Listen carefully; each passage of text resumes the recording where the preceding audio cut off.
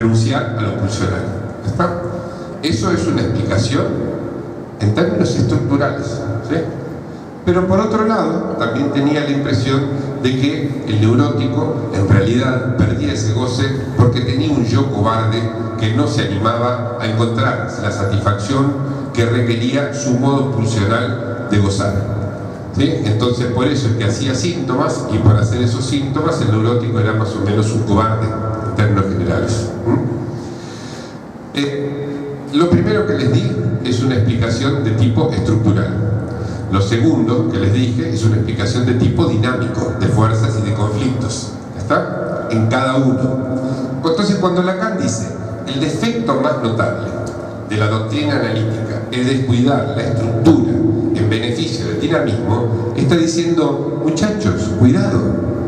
Si nosotros le achacamos a un sujeto dinámicamente la pérdida de su goce, estamos poniendo a cuenta de su singularidad algo que en verdad es un fenómeno cultural. Entonces estamos errando el blanco al que debemos apuntar, porque le estamos poniendo a su cuenta algo que no le corresponde, no es su singularidad. Eso tiene que ver con la cultura, con la época en la que vive. ¿Está? Por eso dice que ese es el defecto más notable de la doctrina analítica, ¿sí? Descuidar la estructura en beneficio del dinamismo.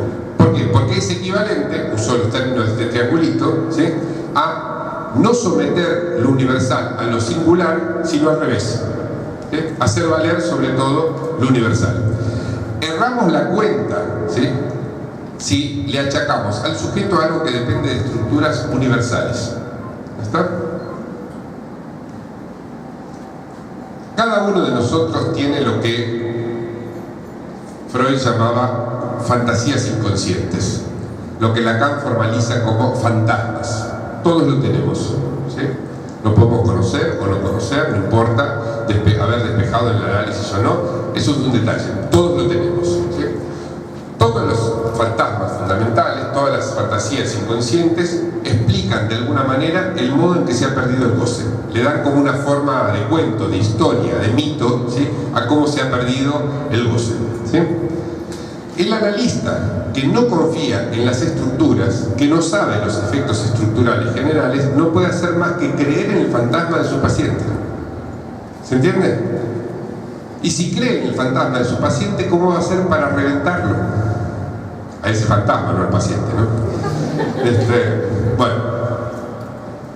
Entonces, por eso es que Lacan dice esa frase en el año 1038, de que el defecto más notable de la doctrina analítica es descuidar la estructura en beneficio del dinamismo. ¿Sí? Es necesario conocer lo universal, es necesario conocer lo estructural, ¿sí?, porque de eso es lo que debemos de evitar de lo singular, que es lo que nos interesa.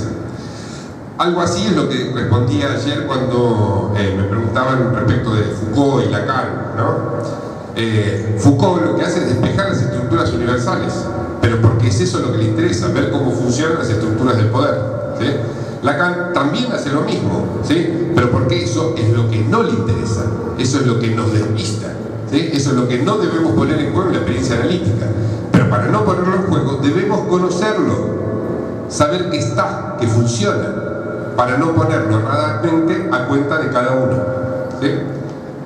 La castración, por ejemplo, ustedes ayer oyeron hablar seguramente del complejo de castración, ¿sí? Al principio Freud pensaba, claro, la castración es que vino la mamá o el papá y le dijo, si te seguís tocando ahí, te la vamos a cortar, ¿sí?, la mano o el pito o lo que fuera, ¿sí? Eso es la fantasía, ese es el cuento, ese es el mito, ¿sí? El mito de una pérdida de goce. Antes tenía un goce, me podía tocar, luego de esta amenaza terrible que he sufrido, he perdido un goce, ¿sí? Pero resulta ser que la pérdida de goce se produce aunque nadie haya venido a decir no te toques. Es a veces el mismo chico que de pronto empieza a darle medio vergüenza seguir tocándose y finalmente lo hace solo a escondidas y finalmente se esconde hasta de sí mismo. ¿Está? Entonces, ¿por qué sucede eso? ¿Sí? Es porque tiene un yo cobarde que ahora no se atreve como antes cuando era más chico a masturbarse en público. No, es un fenómeno estructural, ¿sí? Es algo que depende de la relación entre un significante y otro significante y los efectos sujetos que eso tiene, y eso es lo que demuestra Lacan. Por eso, paradójicamente, Lacan durante muchos años parecía un estructuralista, ¿sí? Se dedicaba a ver todas las estructuras universales, todo lo que era generalizable dentro del psicoanálisis. ¿Por qué hacía todo eso? ¿Porque quería meter a todos los pacientes en la misma bolsa? No, era para no errar el tiro, ¿sí? Tenemos que conocer cuáles son los resortes universales para despejar de allí lo singular, ¿sí? Hago un pequeño comentario al margen, antes del intervalo. Me sucede, porque he trabajado muchos años con gente que recién empieza su práctica o que recién empieza a atender en un hospital o en su consultorio, etc. Me ha sucedido de encontrar muchas veces los casos de gente que empieza su práctica y que va a encontrar su caso desesperado, terriblemente angustiado porque no sabe el diagnóstico de su paciente, ¿sí? Y entonces quieren saber si es un psicótico, si no es un psicótico, porque no sé qué bicho tan raro será un psicótico que parece que uno toca un botoncito y explota todo, como si los neuróticos fueran moco de pavo. En fin. Bueno, hay una preocupación enorme por saber cuál es el diagnóstico y cuál es la creencia que tienen la mayoría de esos jóvenes practicantes que se enfrentan con la experiencia analítica al principio, es que yo necesito saber cuál es la estructura universal, ¿sí? Para a partir de allí deducir cuál es la lógica de la cura, ¿sí? Si yo sé si es una psicosis, yo deduzco qué forma de tratamiento darle, y una vez que yo sé cuál es la dirección de la cura, con eso podré calcular la interpretación que hago en cada sesión. Es decir, ir de lo universal a lo particular. ¿Está? La experiencia del análisis, tal como la concibió Freud y la formalizó Lacan, nos obliga a ir justamente al revés. Porque ya les expliqué ayer, cuando hablábamos del individuo, ¿sí?, que lo singular no es el colmo de lo particular. No es por particularizar cada vez más las cosas que yo voy a saber por qué te amo. ¿Se acuerdan el ejemplo de ayer? ¿Sí? Ni por tus bellos ojos, ni por tus lindas manos, ni por tu manera de hablar, ¿sí? Es algo absolutamente único, ¿sí? No son partes cada vez más pequeñas que me definan un universo de un solo individuo. De la misma manera, yo no puedo deducir de la estructura general qué es lo que tengo que hacer con un paciente particular, es a la inversa. Me atengo a los detalles, a la singularidad del analizante, y a posteriori, tal vez incluso cuando ya terminó su análisis, que era la recomendación de Freud, trato de teorizarlo y de ver qué estructura tenía, no en ese momento. Freud lo dijo a principios de los años 10, 1912 más o menos. Todo el mundo se lo olvida todos los años, ¿sí? Y piensa que primero hay que saber el diagnóstico antes de abrir nuestra bocota.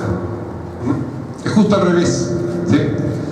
¿Eso significa que no nos tenemos que ocupar de cuál es el diagnóstico, que no nos tiene que importar cuál es la estructura? No, hay que saber de eso, pero no es lo que usamos en la experiencia, no es lo que define cuándo vamos a cortar la sesión, ni qué cálculo vamos a hacer de la interpretación.